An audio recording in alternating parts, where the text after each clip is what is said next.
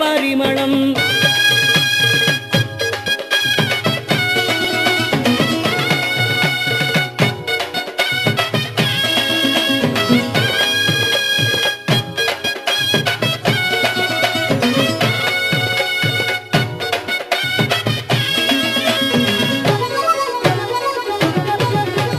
పూదొంటను ఊరేగి తాను వచ్చును స్వామి పులి మీద వచ్చి మనకు వరమునిచ్చును